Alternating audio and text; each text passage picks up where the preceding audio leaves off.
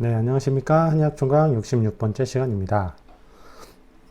어제는 진료 끝나고 인디아나 존스를 보러 갔다 왔죠. 제가 이 프랜차이즈를 되게 좋아해서 영화의 완성도와 상관없이 그냥 나온 것만으로도 감사하고, 이제 마지막이라고나 하니까 또 조금 슬프기도 하고 그렇습니다. 그냥 그런데 1, 2, 3의 그 정도까지는 아니더라도 그냥 볼만 하거든요. 뭐 아쉬운 점들도 좀 있지만 뭐 나름의 그 인디아나 특유의 개그씬이 없다던가.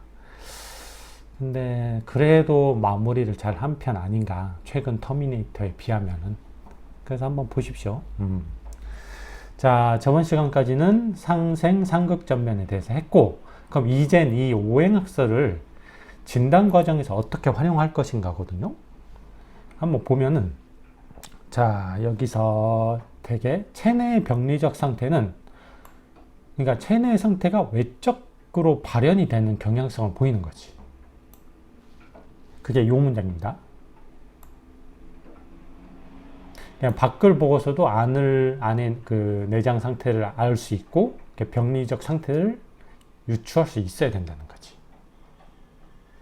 그렇기 때문에 이 한의학 고유의 진단법인 사지는 이러한 내외가 상응한다. 1대1로 상응한다는 전제에 전제에다가 연역된 오행적 요소들이 조합된 결과물에 해당된다. 이거는 무슨 말이냐? 밑에 예시를 보면 알 건데, 일단 여기서 하나 짚어야 될 게 뭐냐면, 보시면은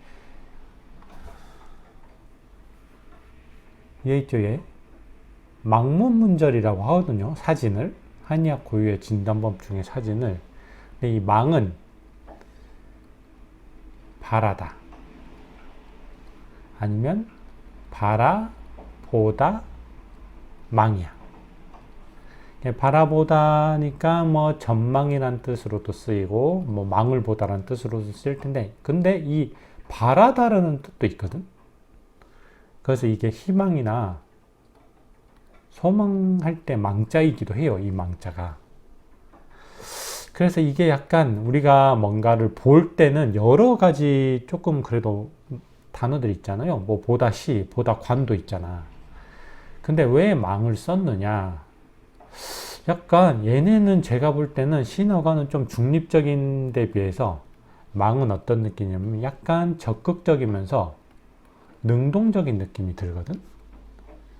그러니까 약간 시각 정보를 통해서 안에 뭔가를 더 바라보고 싶어 하는, 이 시각 정보 이상의 무언가를 유추하고 싶어 하는 그런 어떤 바램이나 이런 의도가 담긴 단어라고 보거든요, 저는. 근데 또 어떻게 보면 이거는 약간 희망이나 소망이니까,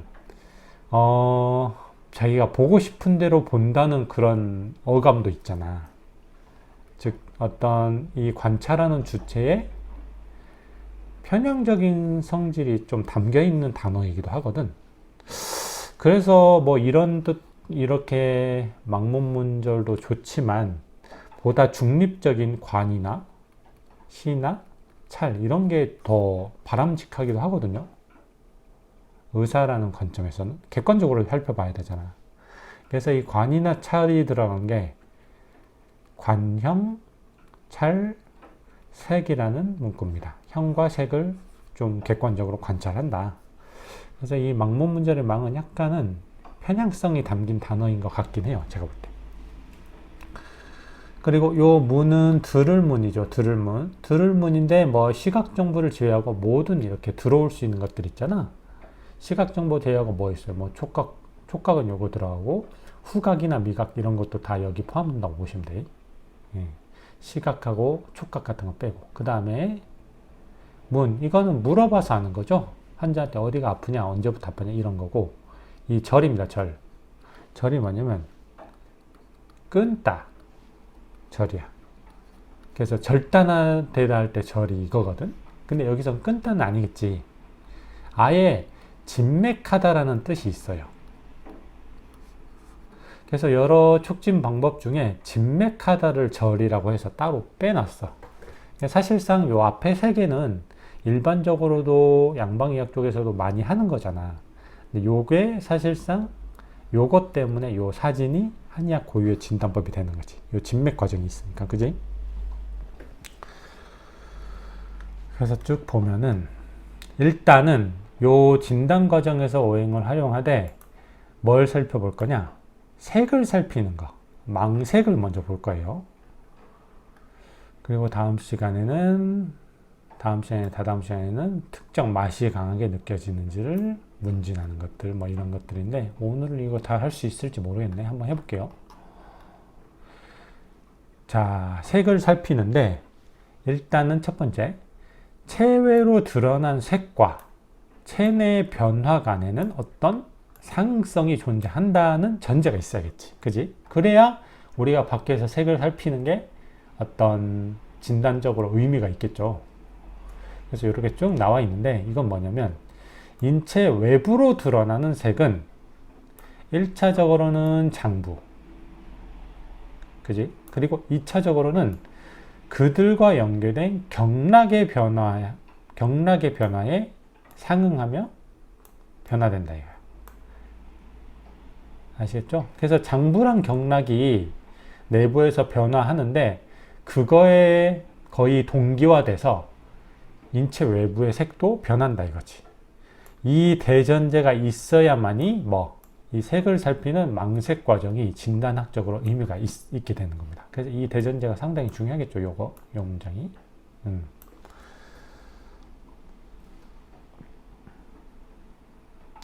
그럼 그 다음에 오행, 오장에 상응하는 오색이 있어.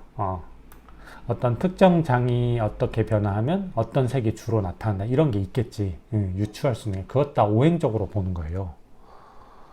그래서 보시면 단어들 쭉 보면 요거 하나. 요 환은 고리, 환. 그래서 순환하다 할 때 환자가 이거거든. 그래서 뜻 쭉 보면 어떻게 되냐면 하늘에서는 오행, 인체에서는 오장 특유의 어떤 변화, 변하긴 변화인데 편향된 변화잖아, 그지? 목은 일방향적으로 발산되고 환은 전방위적으로 발산되고 이런 거 있잖아. 이 오행, 오장 특유의 편향된 변화가 편향되면 어떤 물질적인 측면에서도 이 편향성이 반영된 결과물이 나타나겠지. 근데 이 편향성이 외부적으로 반영되면서 어떤 특유의 색깔을 띠는 물질이나 현상들이 화생된단 말이야. 아시겠죠? 그래서 어떤 변화가 있으면 그게 외부적으로 어떤 색깔로 나타난다 이거지. 공통적으로. 결과적으로 이런 오색을 띠는 현상 물질들 또한 오행, 오장과 마찬가지로 끊임없이 순환하는 상생관계에 놓이게 된다. 아시겠죠? 오행, 오장이 상생관계에 놓이잖아. 근데 이것 때문에 이런 변화들이 반영이 돼서 오색이 나타나잖아. 그렇기 때문에 당연히 오색 간에도 상생관계에 놓이게 되는 거지. 그지? 자, 그래서 구체적으로 목은 청색, 화는 적색, 그래서 청적, 황, 백, 흑 이렇게 순서대로 완전히 외워두셔야 돼요. 을 띠는 현상 물질들을 화생한다는데 왜 색깔이 이렇게 배속이 되었느냐? 사실 색깔 배속은 조금 이견이 있을 수 있는데 이렇게 되는 거예요. 어차피 우리가 이 목화토금수라는 오행의 어떤 순수성에 비해서 오행에 연역시키는 것들 있잖아.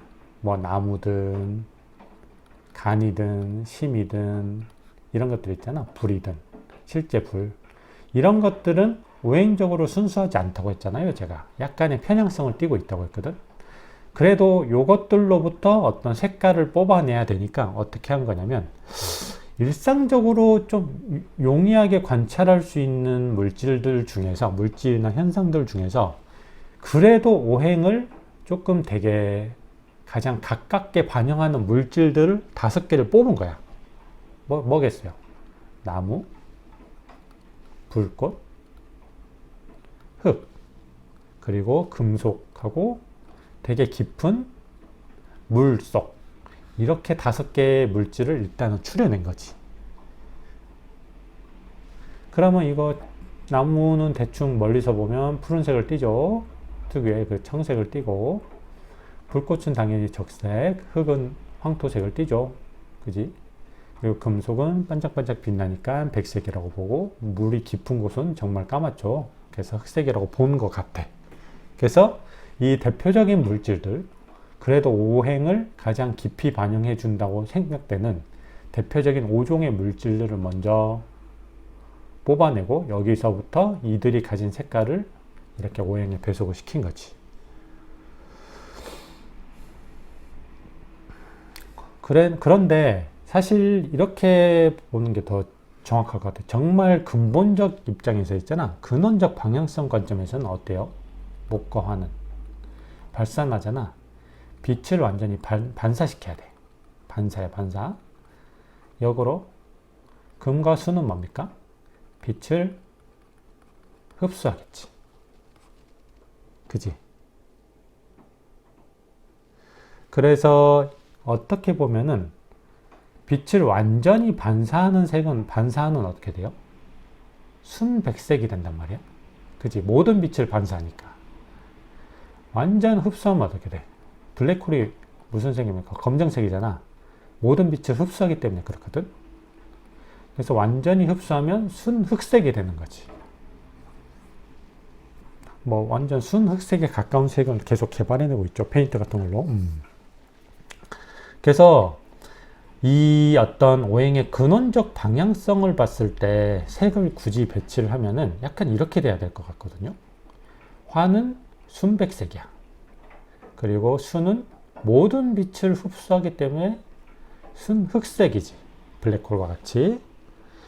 그럼 이 축을 기반으로 쭉 해서 가운데는 뭐 토가 되겠고, 여기 이쯤에 목이 있겠고, 이쯤에 뭐냐, 금이 있겠지.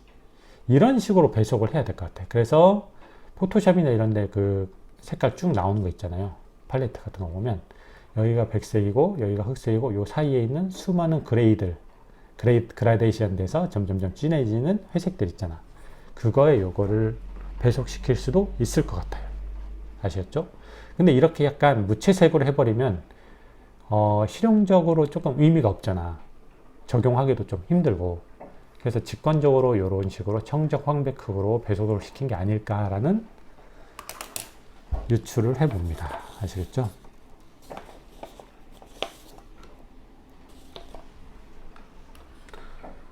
자, 이거를 그러면 진단에 어떻게 활용을 하느냐인데, 오늘은 여기까지 볼게요. 여기까지 보고 오시의 색을 기준으로 판단한 내용과 얼굴은 다음 시간에 할 것 같아. 예. 자, 그래서 보면은 진단 활용례인데, 일단 이런 경우가 있어요. 증과 색이 부합되지 않을 경우의 해석. 이게 뭔 말이냐? 자, 색을 제외한, 색 정보를 제외한 모든 정보가 비의 증을 지향을 하는데, 채표의 색은 뭐? 비의 증을 지향하면 채표색도 역시 비랑 관련된 황색을 떼야 되는데 청색을 띠는 경향성이 두드러져. 그러면 이 채표의 색과 증을 조합해서 뭔가 목의 어떤, 청색이 목이잖아. 목의 기운이 병리적 이 변화를 유발하는 거라고 봐야 돼. 이 둘, 그래서 조합을 해야 되거든. 조합을 해서 판단해서, 그래서 최종 증은 뭔가 목승토나 토허 목승의 기전이 아닐까라고 의심까지 해봐야 됩니다. 아시겠죠? 그래서 그러면 이건 무슨 말이에요? 요 증은 뭐야? 최종 확정된 증이 아닌 거야. 즉, 색 정보를 제외했을 때 유추되는 증일 뿐인 거지. 요거. 그지? 근데 이제 최종적으로 색을 봤는데 이 증하고 뭔가 부합되지 않는다면 그 색 정보까지 포함해서 해석을 하는 게 좋지 않은가. 이렇게 진단에 활용을 할 수 있다는 겁니다. 물론 이게 색이 좀 애매할 경우는 굳이 제가 볼 때 임상적으로 반영을 안 해도 되는데, 색이 두드러질 경우가 문제예요. 그럴 경우는 반드시 고려해야 됩니다. 아시겠죠? 억지로 끼워 맞춰서 색을 이거는 조금 적색이 심하지 않나라고 억지로 끼워 맞출 필요가 없다 이거지. 늘 말씀드리지만 임상적으로는 환자가 딱 문을 열고 들어왔을 때 그때 느낌이 제일 중요해요. 그때 받은 인상으로 판단을 해야 되고, 그때 색이, 안색이나 이런 것들이 독특했으면 아, 이거는 진찰을 할 때 요 색을 조금 많이 색 정보를 중시해서 요 판단을 해야 되고, 그렇지 않아. 들어왔을 때 딱 직관적으로 감지되는 게 없었는데 나중에 이렇게 굳이 이렇게 뜯어봐서 이거 이 색이 강하니까 요 색으로 봐야 되지 않냐, 이렇게는 굳이 안 하셔도 될 것 같아요. 아시겠죠? 자, 그 다음에 전형적인 오행의 색이 아닌 색이 나타날 경우, 이건 그거지. 예를 들어서 이런 거야. 지금 청적 황백흑으로 어떤 카테고리를 만들어 놨는데 이 색만 나타나겠어요? 색이 어마어마 많은데 뭐 핑크색도 있고 그런 것도 있잖아. 조금 회색도 있고 이런 거 있을 거 아니야. 그럼 이런 색이 나타났을 때는 오행적으로 판단을 어떻게 하느냐 이거지. 여기서 보면은 요거 하나만 볼게요. 요거는 겸인데 겹쳐지다 겸이거든. 요 문장은 제가 볼 때는 시험 내기 좋은 것 같아서 조금 문장 자체를 조금 이 해석을 기반으로 잘 외워두세요. 그래서 해석을 보면 어떻게 되냐면, 오색이 서로 겹쳐지고 혼합되면서 새로 나타나는 색의 종류는 무한에 가깝게 되지. 그래서 이게 이 말이야. 불가승수. 수를 셀 수 없는 거야. 아시겠죠? 당연하죠. 색이 여러 가지로 겹치면은 혼합색은 무한에 가깝겠지. 경우의 수가. 그런데 결국 요약하면 상생관계의 두 순색, 뭐냐? 예를 들어서 청색과 적색은 목과 화니까 상생관계잖아. 그지? 그렇기 때문에 얘네가 혼합된 색은 순색이라고 보는 거야. 그럼 예를 들어서 상극관계에 있는 두 역색, 이거는 뭐야? 여기 청색과 황색은 목과 토니까 상극관계죠. 얘네는 상극관계의 색이기 때문에 얘네 둘이 혼합된 색은 역색이라고 보는 거야. 얘네들이 혼합돼서 탄생된 색은 역색이라고 보니까 보통 요 5가지 조합들로 요약을 할 수 있게 되는 거지. 상색관계의 순색, 상극관계의 두 역색. 근데 여기서 특징이 뭐냐면, 이 상생관계의 색끼리는 적극적으로 융화되어서 균질한 새로운 색을 창출하는 양상을 보입니다. 이거를 한마디로 요거로 이렇게 말을 해요. 합해서 뭔가 새로운 색으로 완전히 전환이 되는 거지. 예. 그래서 요 상생관계 색끼리 혼합돼서 뭔가 완벽하게 조금 균질한 새로운 색이 창출되는 과정을 합화라고 하는 거고, 그럼 역으로 상극관계 색끼리는 상대적으로 적극적으로 융화되지 않고 단순히 아까 요거 있잖아. 겹쳐지다. 단순히 겹쳐지기만 할 뿐 제대로 혼합되지 않아 불균질한 색을 창출한 양상에 그치게 되네. 이거를 아까 말했던 겸을 써서 겸화라고 합니다. 이 두 단어는 외워두셔야 돼요. 아시겠죠? 시험 내기 좋으니까. 그러면 이거를 어떻게 판단하냐? 뭐 예를 들어서 파란색과 요 빨간색이 이렇게 만나서 생성된 색이 뭐가 있겠죠? 뭐 보라색 쪽인가? 아무튼 다줄빛 쪽에 있겠지. 그럼 이런 전자의 색이 체표해서 나타날 경우 이거는 상생전변이다. 상생관계 색끼리 융화된 색이기 때문에 상생전변임을 유추할 수 있어서 순증이라 판단하는 거고, 이 후자의 색이 체표에 나타날 경우 요 상극관계의 색, 요 두 가지가 혼합된 색, 즉 역색이 체표해서 나타나면 이거는 최내성은 상극전변임을 유추할 수 있으니 상대적으로 역증이라 판단할 수 있게 된다. 아시겠죠? 그래서 순색이 나타나면은 순증, 역색이 나타나면 상극전변이니까 역증이라고 판단하는 건데, 이거는 사실 조금 어려운, 임상적으로 적용하기도 그렇게 쉽지 않은 파트입니다. 그렇게 극단적으로 특정 색을 띠는 환자군 자체가 그렇게 생각보다 많지 않아요. 근데 그런 환자가 딱 진찰실을 들어왔을 때 보이면은 이거는 좀 적극적으로 머리를 짜내서 활용을 해볼 만하지. 색의 종류를 일단 정확히 적어 놓고, 이 색이 어떤 청적 황백흑에 속하나, 아니면은 청적 황백흑에 속하지 않아. 그러면 이 색은 뭐랑 뭐를 혼합해야 이 색이 나오는가를 일단 판단해서 그럼 요 두 개의 색이 상생관계냐 상극관계냐를 판단해 봐야 되는 거지. 흐름을 아시겠죠?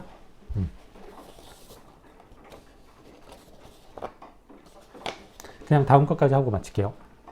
어차피 쭉 이어져서 이 망색 파트니까 조금 무리해서라도 이것까지 하고 끝내겠습니다. 자, 그러면은 오시의 색을 기준으로 판단한 예우야. 자, 이거는 뭐냐면 인체 변화가 조금 강력한 편이잖아요. 소우주잖아, 소우주. 근데 자연의 거대한 변화와의 동기화, 상승마저 무시하는 양상의 변화는 예우가 좋을 수 없다는 거야. 그러니까 이 말은 뭐냐면 인체 변화가 강력하긴 한데 외부에 어떤 거대한 자연의 흐름의 변화가 있어. 그러니까 예를 들어서 덥잖아. 여름이 엄청 더운데 이거를 다 쌩까고 체온도 어느 정도 올라가야 되는데 올라가는 게 정상인데 그냥 계속 낮은 체온을 유지하고 있으면 이거는 조금 안 좋은 예우라 이거지. 이거랑 비슷하게 색도 똑같은 거예요. 그래서 각 오장의 색이 나타나야 하는 부위가 있거든. 이 주색이 나타나는 오장의 색은 주색이라고 합니다. 거기에 해당 오시의 색이 두드러지게 발현되는 경우는 어떻게 됩니까? 이 오시의 변화가 더 강력해서 요 오장의 색인 주색을 압도하는 경우잖아. 즉 자연 변화에 순응하고 있는 체내 변화 상태를 의미하니 이거는 순증인 거야. 근데 역으로 오장의 색, 즉 주색이 오시의 색을 압도하는 양상으로 두드러지게 발현되는 경우는 자연 변화를 거부하고 있는 체내 변화 상태를 의미하니 역증이라 판단할 수 있습니다. 좀 느낌 오시죠? 어쨌든 거대한 자연의 변화에 역행하는 흐름이 포착이 되는 건 역증이다 이거야. 자, 그러면은 이걸 알아야 되겠지. 이거는 총각이 안 나온 것 같은데 이 오장의 색이 나타나야 하는 부위가 대체 어디냐? 이거를 동의보감에서 친절하게 아름다운 그림과 함께, 요거 동의보감에 나온 그림이에요. 아름다운 그림과 함께 설명을 해주고 있습니다. 이것까지 보고 마칠게요. 보시면은 단어들이 역시 여기서 포인트거든. 자, 이거 이마액입니다. 이마. 그래서 그 누구냐? 치우 있잖아. 치우가 동두 철 액이라고 하잖아. 구리로 만든 머리로 철로 만든 이마라고 신체적 특징을 표현하잖아요. 황제와 싸웠던 치우처럼. 뭐 이거를 뭐 어떤 금속제 시대로 넘어가는 그 은유로 보기도 하는데 어쨌든 요 동두철 액의 요 액, 철로 만든 이마액입니다. 이게 어쨌든. 그리고 요거 뜰, 정원할 때 정, 아시겠지? 그래서 요거는 일단 이렇게 묶고 이렇게 묶입니다. 오장별로. 그 다음에 쭉 보면은 이거는 뭐냐면 아래 턱 해. 이게 어디냐면 정확히 그 베네플렉 아시죠? 배우 베네플렉 턱 아래 턱 보면 어떻게 돼 있어? 여기가 뭐 이렇게 갈라져 있거든. 바람둥이의 상징이라고도 하고. 그런데 여기를 말합니다. 여기 아시겠죠? 이 아래 턱 해가 그겁니다. 그리고 이거는 뭐냐면 집각인데 누각에 보통 쓰이거든. 사상누각이라는 표현 쓰잖아. 이거는 그거잖아. 되게 높아서 사방을 관찰할 수 있는 그런 데 있잖아. 누각. 일본 옛날 건물에도 많이 나오는 그 누각의 형태. 그래서 이거는 집은 집인데 약간 그런 높은 누각에 할 때 각이고. 그 다음에 쭉 보면은 볼, 뺨, 협입니다. 아시겠죠?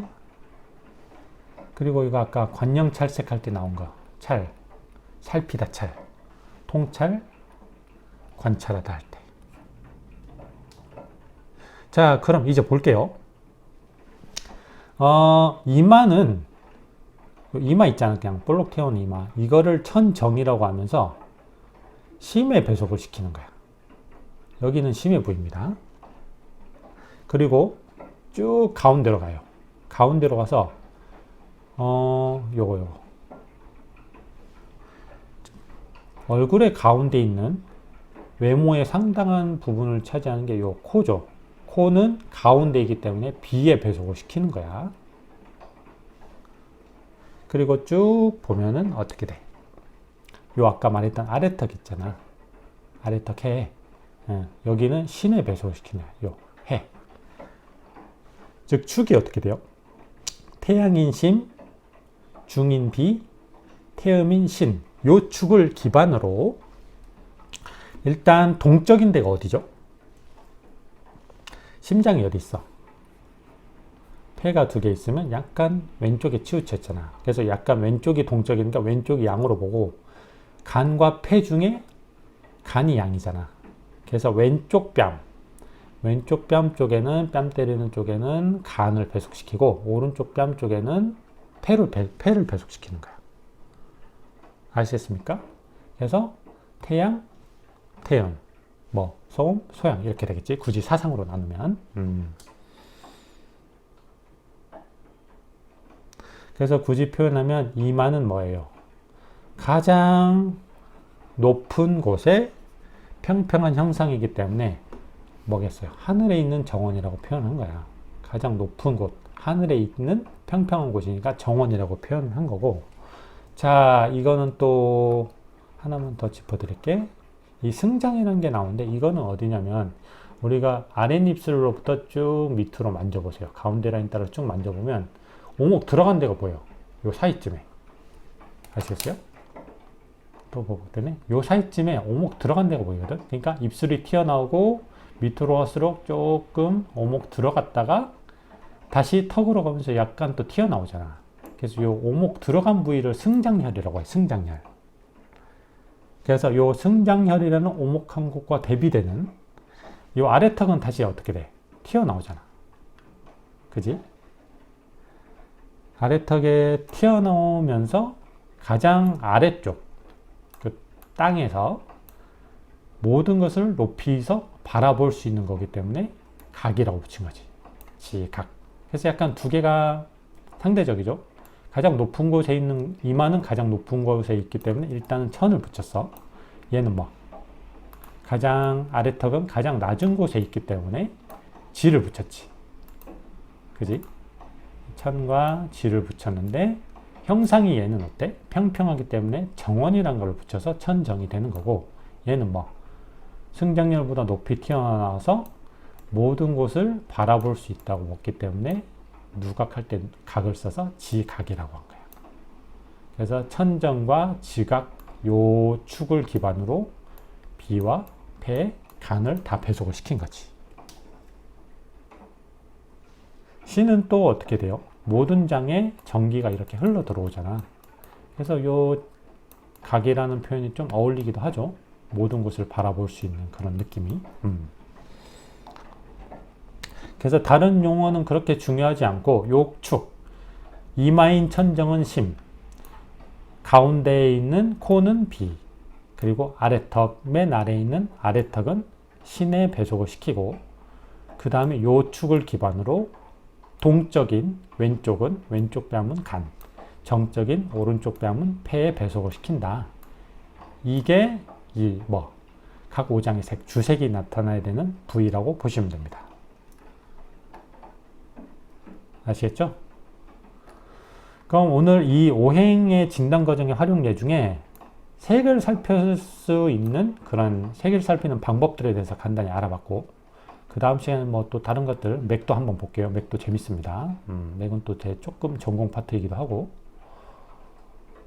요 그림 잘 외워두세요. 총강에 안 나와 있는 것 같은데 이런 거 외워두면 또 썰 풀기 좋잖아. 그지?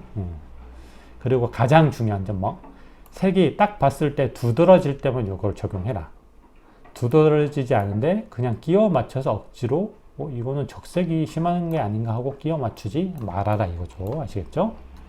높아심에 말씀드리면서 오늘 강의는 여기서 마치겠습니다. 감사합니다.